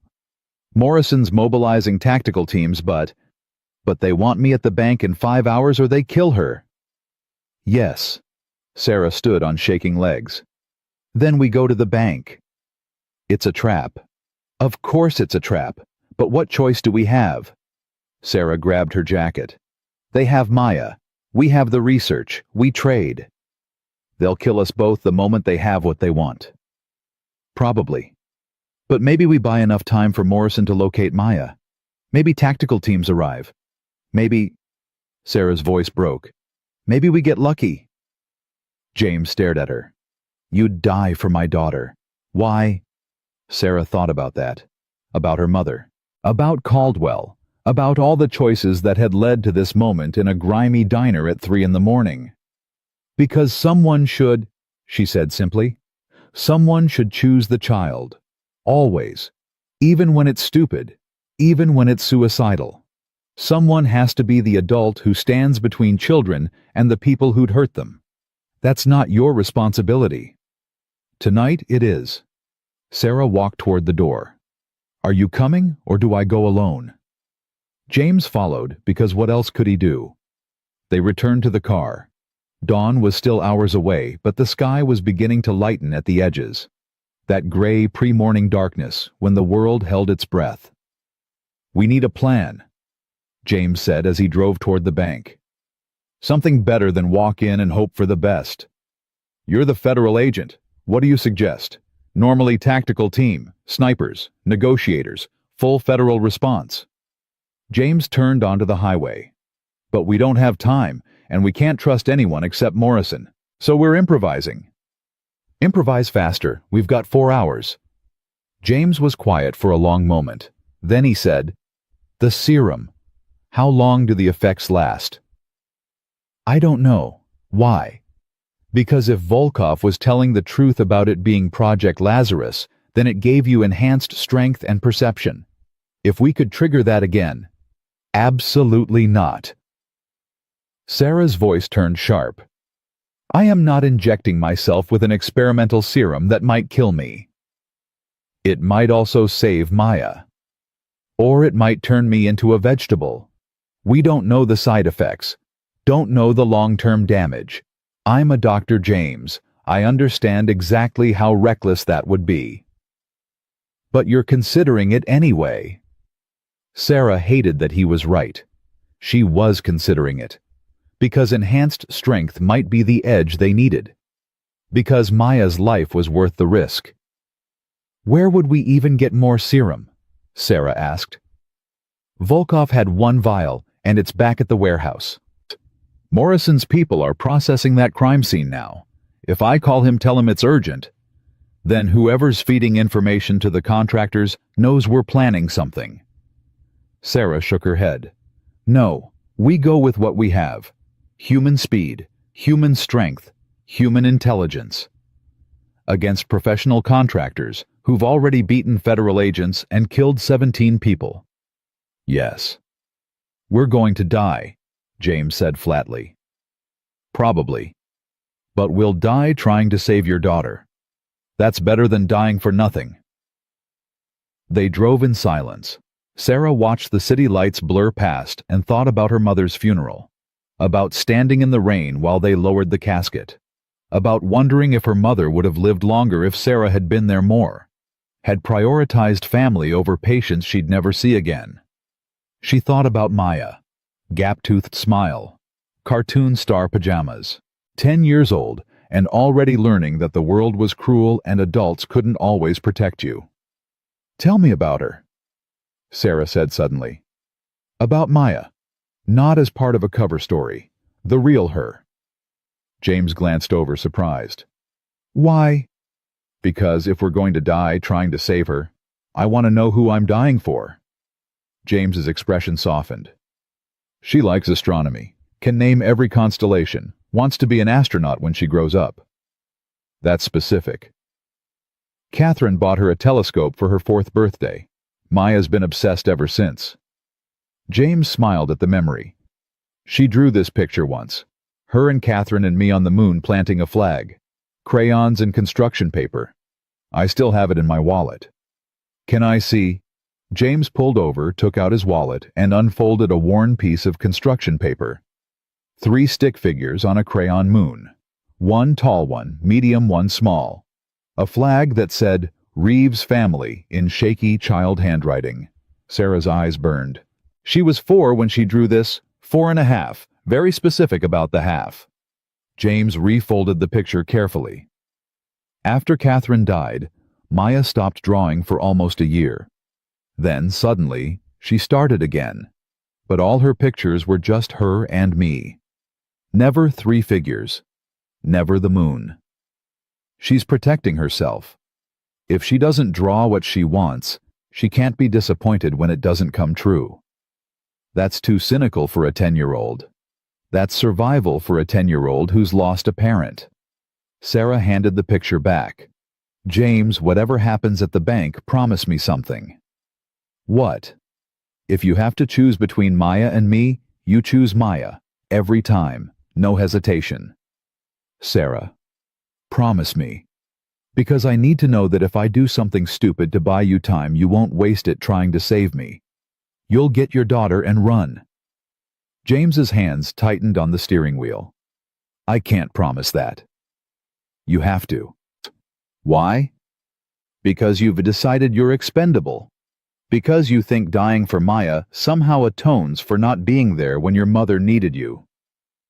James's voice turned harsh. "That's not noble, Sarah. That's suicide with extra steps." The words hit like a physical blow. "You don't know anything about my mother. I know she died 5 years ago from pancreatic cancer. I know you were in Syria doing trauma surgery when she was admitted to hospice. I know you made it home 3 days before she died and spent those 3 days watching her slip away while you blamed yourself for every moment you weren't there." James met her eyes. "I read your file too. Remember, I know about the grief, about the guilt, about the career change that was really grief management." Sarah's vision blurred. "My mother died alone because I chose strangers over family. I won't let Maya die alone because we chose wrong." "Your mother didn't die alone. Your father was there, your sister, hospice nurses who cared about her." James's voice gentled. "And Sarah, your mother made her own choices. She told you to go to Syria. She insisted you not come home early. She wanted you saving lives because that's who you are. That's who she raised you to be." "How do you know that?" "Because it's in your file. Her letters. She wrote to your commanding officer asking him to make sure you didn't abandon your post for her sake." James pulled the car over, turned to face her fully. "Your mother was proud of you. She died knowing her daughter was out there saving people who'd otherwise bleed out in war zones. That mattered to her more than having you hold her hand." Sarah couldn't breathe. She wrote letters.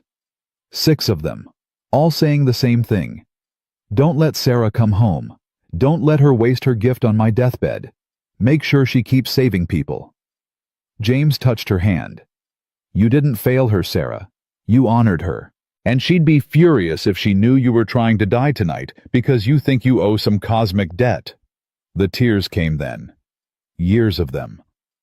Sarah cried in the front seat of a sedan while dawn crept closer and Maya's life hung in the balance. James held her hand, and didn't try to stop the tears or offer platitudes. Just sat with her in her grief until she could breathe again.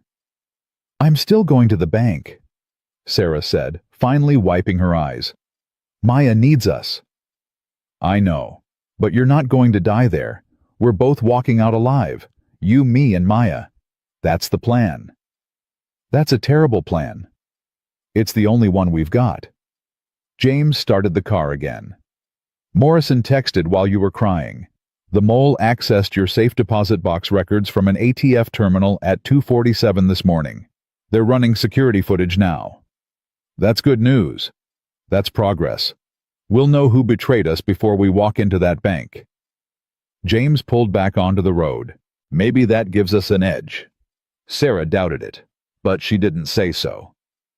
They drove through Seattle's empty pre-dawn streets, past coffee shops just opening, past early morning joggers and delivery trucks. Normal people living normal lives while Sarah and James raced toward violence. "What's Maya's favorite food?" Sarah asked suddenly. "Pancakes, with too much syrup. Catherine used to make them shaped like stars." James smiled. "Maya would eat them for every meal if I let her. We'll make her star pancakes when this is over." "Promise. Promise." Sarah looked at the lightening sky. "James, if something goes wrong—" "Nothing's going wrong. But if it does, tell Maya I'm sorry I couldn't save her mother. Tell her—" Sarah's voice caught. "Tell her she deserves the moon. Tell her to keep drawing it." "Tell her yourself." James's jaw set. "We're going to survive this. Both of us. That's not hope. That's determination." Sarah wished she felt that certain. They reached the bank 20 minutes before it opened. Already a car sat in the parking lot. Black sedan, tinted windows. "That's them," James said quietly. "How do you know?" "Process of elimination. Normal people don't camp outside banks before dawn." He parked 3 spaces away. Morrison texted again. "The mole's identity is confirmed. He's sending me a photo." James's phone buzzed. He looked at the screen and his face went white. "What? Who is it?" James turned the phone so Sarah could see. The photo showed a woman, late 40s, professional, Asian features, ATF credentials identifying her as Deputy Director Lisa Chen.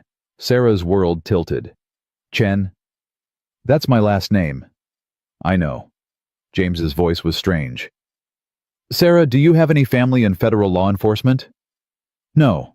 My father's a retired accountant. My sister teaches high school. I don't—" Sarah stopped, stared at the photo, at features that were subtly familiar in a way that made her stomach drop. "My mother had a sister. They were estranged. I met her once at a family reunion when I was 8. She worked for the government, something classified." "What was her name?" "Lisa. Lisa Chen." Sarah's mouth went dry. "But she can't be. My mother said she died. Car accident. 20 years ago." "Your mother lied. Or Lisa faked her death." James was already typing on his phone. "Morrison, we have a major problem. The mole isn't just ATF. She's Dr. Chen's aunt. We need her full background immediately." He listened, face getting grimmer. "What?" Sarah demanded. "What is it?" James lowered the phone. "Lisa Chen didn't die 20 years ago. She went deep cover investigating Project Lazarus's original development. She's been inside the program since the beginning." "Inside how?" "She's one of the researchers, not just investigating, actually developing the serum." James met Sarah's eyes. "Sarah, your aunt isn't a mole selling secrets. She's the architect. Project Lazarus is her creation, and she wants it back." The black sedan's door opened. A woman stepped out. Professional suit, confident stride, features that were Sarah's own face aged 15 years. Lisa Chen smiled at them through the windshield. Behind her, the sedan's rear door opened. Maya stumbled out, hands zip-tied, face tear-stained but alive. Lisa held up a phone, typed something, and Sarah's phone buzzed. "Time's up. Bring me my research or I kill my grandniece." Sarah stared at the woman who wore her face. who shared her blood, who was threatening to murder a child. "That's my aunt," Sarah whispered. "That's our target," James corrected. The bank's lights flickered on. 6 a.m., opening time. Lisa gestured toward the entrance, an invitation, a threat. "Last chance to run," James said quietly. Sarah opened her car door. "Not a chance." They walked toward the woman who'd betrayed them all, toward the child who needed saving, toward a confrontation that would end in blood. The sky lightened. Dawn broke. And Sarah Chen walked into her family's darkness. Lisa Chen looked exactly like Sarah's mother. Same sharp cheekbones. Same way of tilting her head when studying someone. The resemblance was so precise, it felt like seeing a ghost. "Hello, Sarah." Lisa's voice was warm, almost affectionate. "You look so much like Ming, your mother, my sister." Sarah's hands clenched into fists. "Don't say her name." "Why not? She was my sister long before she was your mother." Lisa glanced at Maya, who stood rigid beside her, zip-tied hands trembling. "I'm sorry about the child. I don't enjoy threatening innocence, but you've been remarkably difficult to negotiate with." "Let her go," James said quietly. His hand rested near his concealed weapon. "Take me instead. I'm the federal agent. I'm the valuable hostage." "You're the expendable parent." Lisa's smile didn't reach her eyes. "Maya's leverage. You're just an obstacle. But Sarah is family. Sarah has what I need. And Sarah won't let a child die if she can prevent it." She was right, and Sarah hated her for it. "The research," Sarah said. "That's what you want. The full Project Lazarus files." "Yes. Caldwell stole my life's work and gave it to you. Poetic, really. My niece becomes the guardian of my greatest achievement." Lisa checked her watch. "The bank opens in 3 minutes. You retrieve the research. I release Maya. Everyone walks away." "You're lying." James's voice was flat. "The moment Sarah hands over those files, you kill us all." "Probably. But what choice do you have?" Lisa touched Maya's shoulder, making the girl flinch. "The alternative is, I kill her now, and take the research by force. I'd prefer cooperation, but I'm flexible." Sarah looked at Maya, 10 years old, crying silently, already traumatized by watching her father in combat, by being kidnapped, by standing next to a woman who discussed murder like a business transaction. "I'll get the research," Sarah said. "But I need guarantees. You need nothing." Lisa's pleasant demeanor cracked. "You need to understand that I've spent 15 years developing Project Lazarus. 15 years of my life dedicated to pushing human evolution forward. And your mother, my sanctimonious, self-righteous sister, convinced our family I was dead because she couldn't accept what I was creating. Mom said you died in a car accident. Your mother lied. She found out what I was working on and decided it was too dangerous, too immoral. She gave me an ultimatum: abandon my research or be dead to the family." Lisa's laugh was bitter. "So I chose death, faked the accident, let Ming believe she'd won. And I kept working. Creating super soldiers for the highest bidder," James said. "Creating humanity's next evolution. Do you know what Project Lazarus can do? Regenerate destroyed tissue, cure cancer, reverse aging, end human suffering." Lisa's eyes blazed with conviction. "But the military only saw weapons potential. They wanted controllable soldiers who could survive anything. When I refused to limit the research, they tried to shut me down." "So you went rogue," Sarah said. "Stole your own research, sold it to foreign interests." "I liberated my work from government censorship.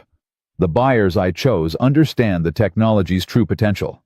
They'll use it to advance humanity, not create better killers. Russian military contractors and Chinese state enterprises." James's voice dripped skepticism. "Those are your enlightened buyers. Those are pragmatists who understand that evolution doesn't wait for ethics committees." Lisa pulled out a syringe, held it up to the growing light. "This is Project Lazarus, the final stable version, not the prototype Volkov injected you with, Sarah. The real breakthrough. Sarah stared at the amber liquid. How did you know about that? Volkov worked for me. All the contractors did. I hired them to retrieve my research from you before federal agents could seize it. Lisa smiled. And to test the prototype serum. I needed human trials. You volunteered Nice. Thank you for that. Rage burned through Sarah's fear. You experimented on me. I gave you a gift. Enhanced strength. Heightened perception. The prototype only lasts a few hours, but the full version... Lisa held up the syringe. This lasts forever. One injection and you become something more than human. I don't want to be more than human. Everyone wants that. They just won't admit it. Lisa looked at Maya. Even children understand. Ask her, would you like to be stronger? Faster, able to protect yourself from bad people? Maya's voice came out small and defiant. I want my dad. Your dad can't protect you. He's human, limited, mortal. Lisa turned back to Sarah. But imagine if he wasn't. Imagine if one injection could make him invincible. Would you deny him that gift? That's not a gift, Sarah said. That's playing God. God is an absentee landlord. Someone has to manage the property. Lisa checked her watch again. 2 minutes until the bank opens. Make your choice, Sarah. The research for the child. Or I inject her with the serum right now and we see what happens when a 10-year-old's body tries to process forced evolution. James moved then, hand going for his weapon, but Lisa was faster. She grabbed Maya, pressed the syringe against the girl's neck. Don't. I'll inject her before you clear leather. James froze. You wouldn't. I'm a scientist. I need data. Maya's young enough that the serum might bond differently. Could be a breakthrough. Could kill her. Lisa smiled. Want to find out? No. Sarah stepped forward. No, I'll get the research. Just please don't hurt her. Finally, cooperation. Lisa lowered the syringe, but kept her grip on Maya. 1 minute. Then we go inside. Sarah's mind raced. The safe deposit box was in the bank's basement vault. Multiple security checkpoints. Staff would be arriving. If she could signal someone get help, don't think about signaling anyone, Lisa said, reading her face. I have 2 contractors inside the bank, disguised as security guards. They'll kill everyone in the building if you deviate from instructions. Get the research. Bring it to me. Nothing else. The bank's front door unlocked. A manager appeared, turning on lights, preparing for the day. Time's up. Lisa gestured toward the entrance. Move. Sarah looked at James. Tried to communicate everything in a glance. I'm sorry. I don't know how to fix this. Save Maya. James's expression answered. I'm not leaving you. We survive together or not at all. They walked toward the bank entrance. Lisa followed, one hand gripping Maya's arm, the other holding the syringe like a weapon. Dawn light painted everything gold, and Sarah thought absurdly that it was a beautiful morning to die. The manager looked up as they entered. Good morning. How can I... He stopped. Saw Maya's zip-tied hands. Saw Lisa's syringe. Saw James's barely concealed weapon. Safe deposit box access, Lisa said pleasantly. Dr. Chen needs to retrieve something from box 317. You're going to facilitate that. If you trigger any alarms or signal security, I inject this child with a lethal substance. Understand? The manager's face went white. Yes. Yes, I understand. Excellent. Lead the way. They descended into the vault. Fluorescent lights, rows of metal boxes. The manager's hands shook as he unlocked the gate. Box 317 is in the far corner, he said.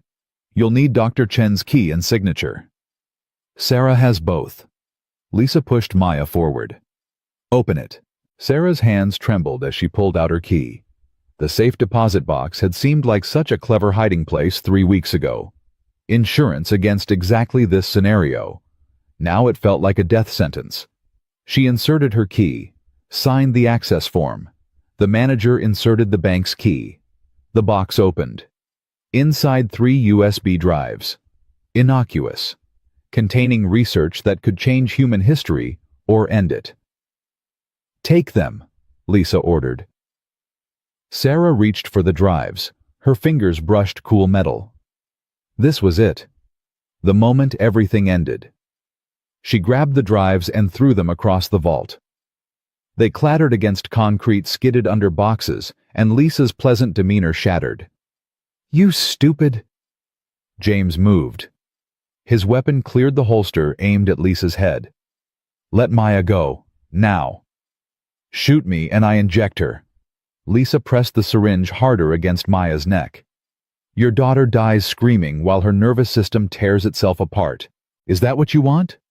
"Dad, please." Maya's voice broke.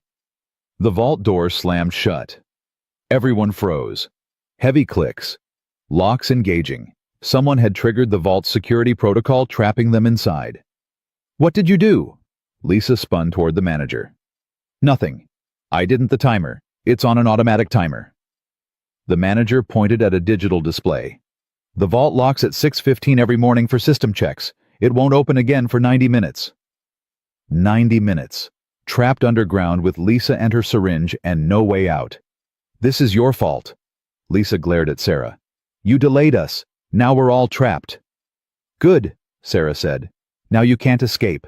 Morrison's people will storm this building and—" She checked her phone. 15 minutes. You're caught." Lisa laughed. "You think I didn't plan for this? My contractors upstairs will slaughter anyone who tries to breach. By the time federal agents fight through, 90 minutes will have passed, and I'll walk out with the research." "You'll walk out in handcuffs," James corrected. "We'll see." Lisa looked at Maya, at the syringe, at Sarah. "New plan."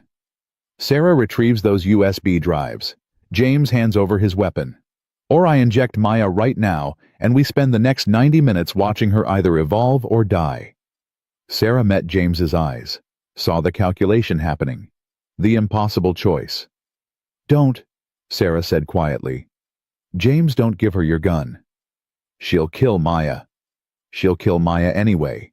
You know that. The moment she has what she wants." Sarah's right. Lisa's smile was cold.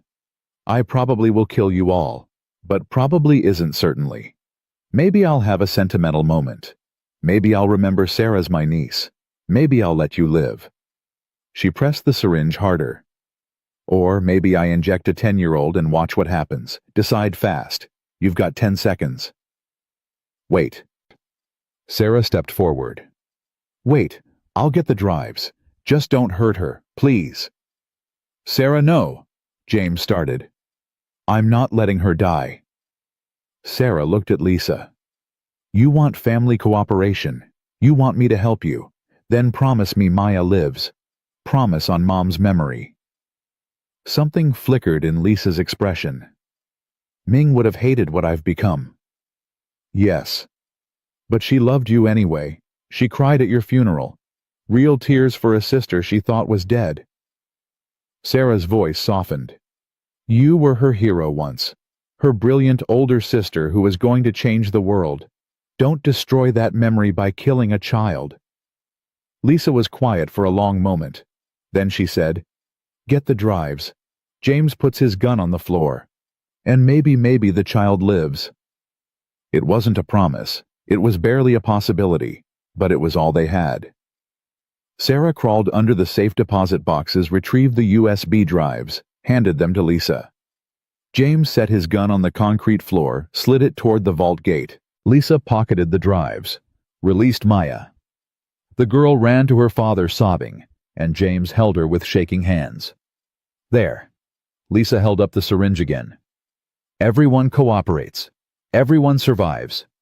See how easy that was." "Now what?" Sarah asked.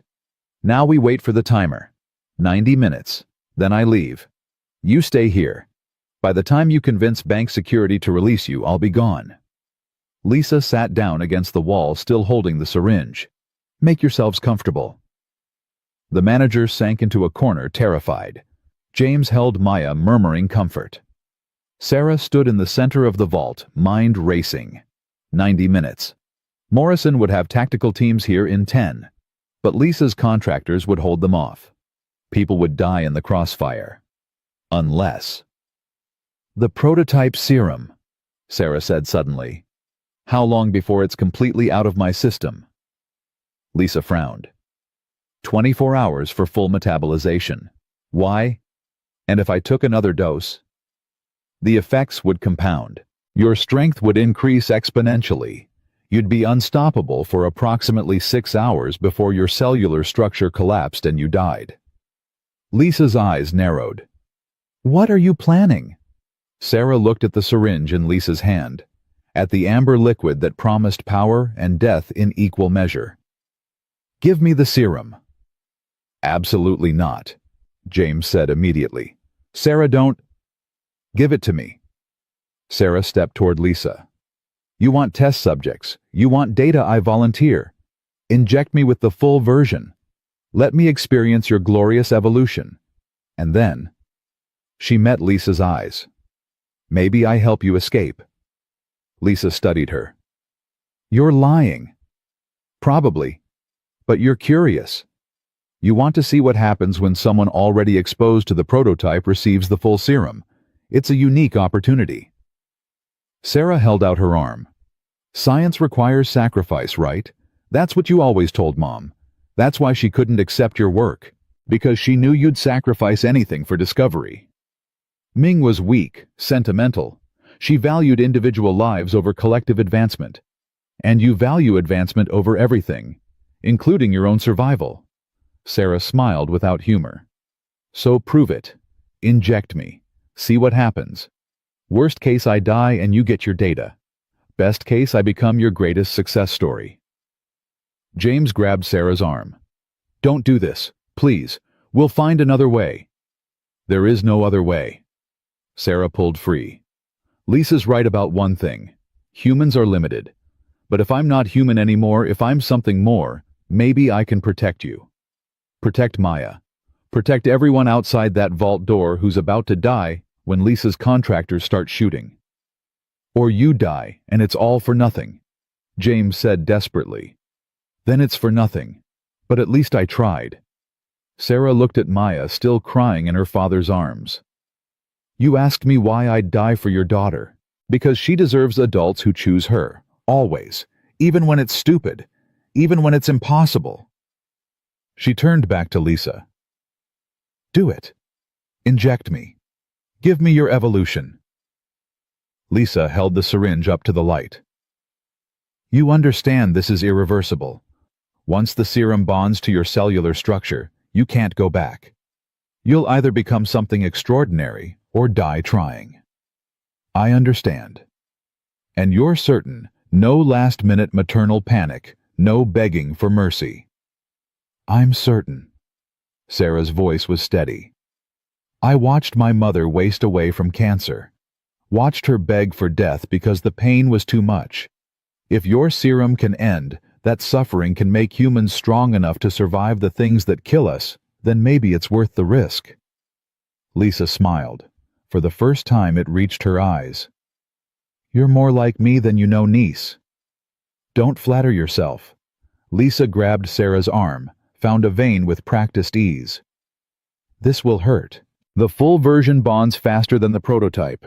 Your nervous system will essentially rewire itself in under 30 seconds. Then we'd better make them count. Sarah looked at James, at Maya, at the manager cowering in the corner. Get away from me. When the serum takes effect, I might not be able to control... The needle punctured skin. Fire poured into Sarah's veins. She'd thought the prototype was bad. This was agony magnified 1,000 times. Every cell in her body simultaneously died and was reborn. Her vision exploded into colors that didn't have names. Her hearing sharpened until she could count individual heartbeats in the building above. She screamed, collapsed. Her spine arched off the concrete muscles seizing, and distantly she heard Maya crying, and James shouting, and Lisa talking rapidly into a phone, documenting the reaction. Then the pain stopped. Sarah stood, felt her body responding with impossible smoothness. looked at her hands and saw them vibrating with barely contained energy. Fascinating.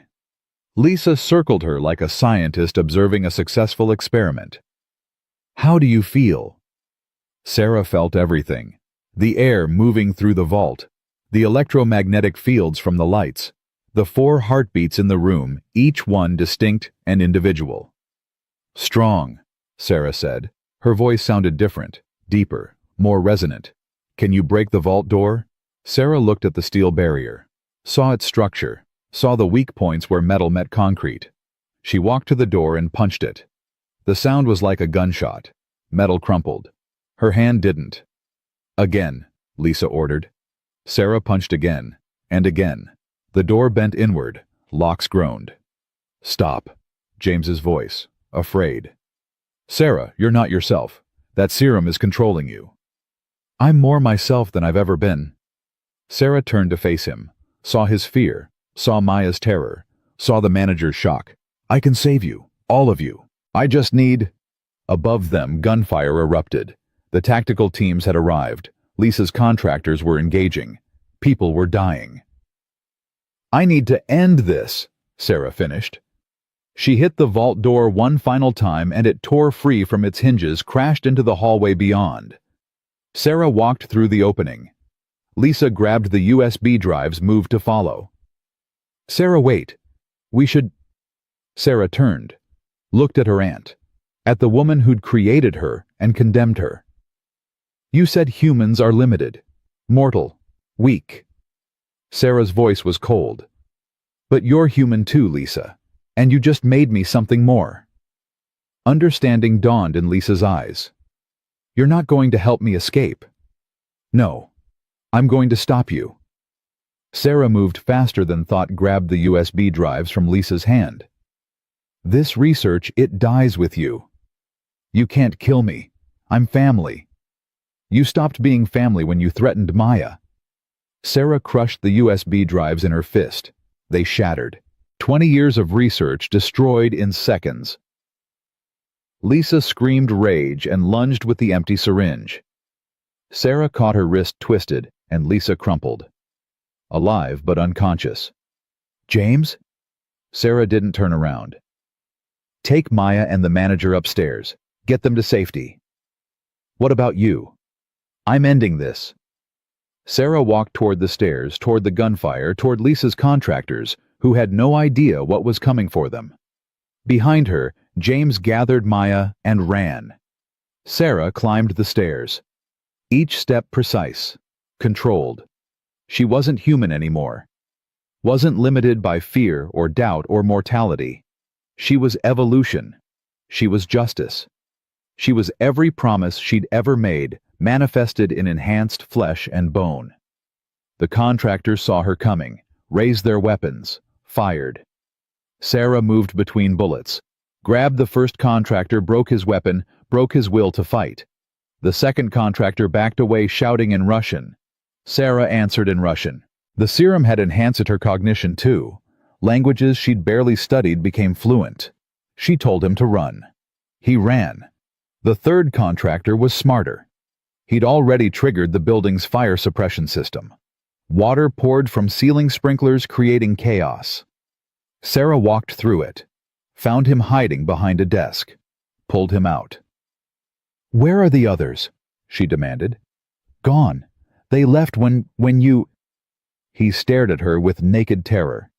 What are you? I'm what happens when you threaten children. Sarah dragged him to the federal agents storming through the bank's entrance. Morrison, I have a gift for you. Deputy Director Morrison stared at her, at the contractor, at the destruction Sarah had caused in under 90 seconds. Dr. Chen. The vault. Lisa Chen is there, unconscious. The research is destroyed. Sarah's vision was starting to blur. The serum's effects were fading. Maya and James are safe. The manager is in the parking lot, and Her legs gave out. Her legs gave. Morrison caught her. Get a medic. No. Sarah's voice was weak now, human again. No medics. I need to know Maya's okay. She's fine. She's with her father, and she's asking for you. Good. That's... Sarah's vision tunneled. Morrison. Lisa said the serum lasts 6 hours. She lied. It's killing me. Hold on. We'll get you help. There's no help. This is the price. Sarah smiled, blood on her teeth. But Maya's alive. That's what matters. Tell him she deserves the moon. Tell her to keep drawing it. You can tell her yourself. But Sarah was fading. The serum had burned through her like wildfire, given her 6 minutes of godhood and taken everything in exchange. She thought about her mother, about promises kept and broken, about choosing strangers over family and finally getting it right.